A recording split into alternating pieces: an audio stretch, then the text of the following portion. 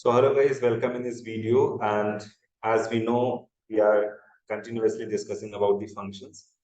And in this lecture, in this video, we are just going to discuss about lambda function, a very special function.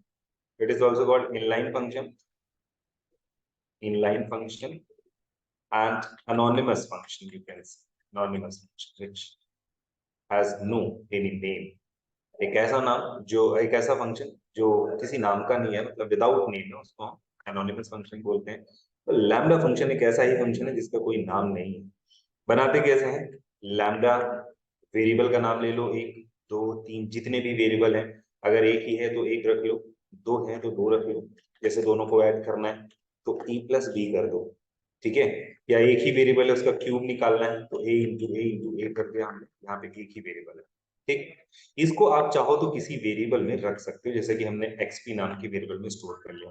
So in Python we can store a function in a variable, means हम एक function की definition को completely एक variable में भी store कर सकते हैं। ओके, तो यहाँ पे देख सकते हो आप, लैम्डा से ये हमने कर देखा, हमने एक छोटा सा फंक्शन बनाया है। अच्छा, ये फंक्शन बेसिकली डेफ फंक्शन का नाम कुछ रख दो, cube a return a into a, इस फंक्शन को रिप्रेजेंट करता है। तो कभी भी हमें इस तरीके के छोटे सिंगल लाइनर फंक्शंस बनाने हैं तो उसके लिए डेफ और ये सब करने की नीड नहीं है, आप लैम्डा फंक्शन डायरेक्टली बना सकते हो, ठीक है। और जब भी आपको ये कॉल करना हो, जैसे कि हमने प्रिंट एक्सपी नाम का वेरिएबल कॉल किया तो फंक्शन कॉल हो जाएगा, बट क्योंकि इसमें हमें वैल्यू भी पास करनी है तो हम इसमें ऐसे करके वैल्यू पास कर सकते हैं, ठीक है। एक्सपी लिखेंगे, वैल्यू पास हो जाएगी। तो जो काम ये कर रहा था वही काम लैम्डा फंक्शन करेगा, और क्योंकि वन लाइन में है तो इसलिए वन लाइनर फंक्शन इसको बोलते हैं, देखिए, ठीक है। तो लैम्डा फंक्शन को मोस्ट ऑफ द केसेस में तब बनाया जाता है जब हम फंक्शन को किसी फंक्शन के अंदर पास कर रहे होते हैं। मतलब ये कि हमारे पास एक फंक्शन है, मान लो फन नाम का, इसमें कोई वेरिएबल x है और इसमें कुछ लिखा हुआ है, हेलो दिस इज फंक्शन, ठीक है। ये एक नॉर्मल फंक्शन है। अब जब हम इस फंक्शन को कॉल करते हैं ना, यहाँ पे मान लो यहाँ पे इस फंक्शन को कॉल कर, इस फंक्शन, तो इसके अंदर हमें एक फंक्शन पास करना है, जिस फंक्शन में बेसिकली एक नंबर के स्क्वायर को या क्यूब को कैलकुलेट किया गया। तो अब यहाँ पे आप देख सकते हो कि स्क्वायर कैलकुलेट करने के लिए हम एक अलग से फंक्शन बनाए, फिर उसको इसके अंदर पास करें, क्योंकि हमें उसको इसके अंदर पास करना है। क्यों?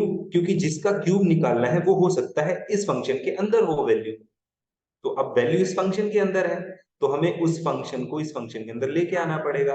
तो हम या तो अलग से फंक्शन बनाए डेफ करके क्यूब निकालने का, फिर उस फंक्शन को पास करें, या फिर छोटा सा फंक्शन है तो आपको अलग से करने की नीड नहीं है, सीधे सीधे इसके अंदर ऐसे पास करें।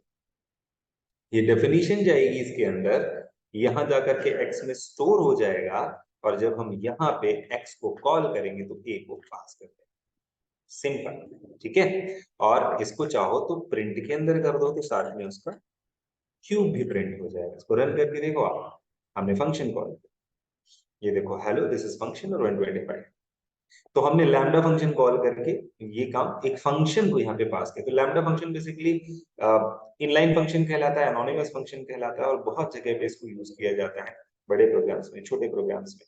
तो सिंगल लाइनर फंक्शंस में इसकी स्पीड परफॉर्मेंस थोड़ी सी बेटर होती है, जंपिंग नहीं होती है इसमें, इसीलिए इसको इनलाइन फंक्शन बोलते हैं। इनमें जंपिंग होती है तो ये थोड़ा सा टाइम कंजप्शन को कम कर देता है, इसलिए ये बेटर होता है। और इसके थ्रू हम फंक्शन को पास भी कर पाते हैं किसी भी फंक्शन के अंदर, उसकी as a definition, complete definition उठा के पास कर सकते हैं।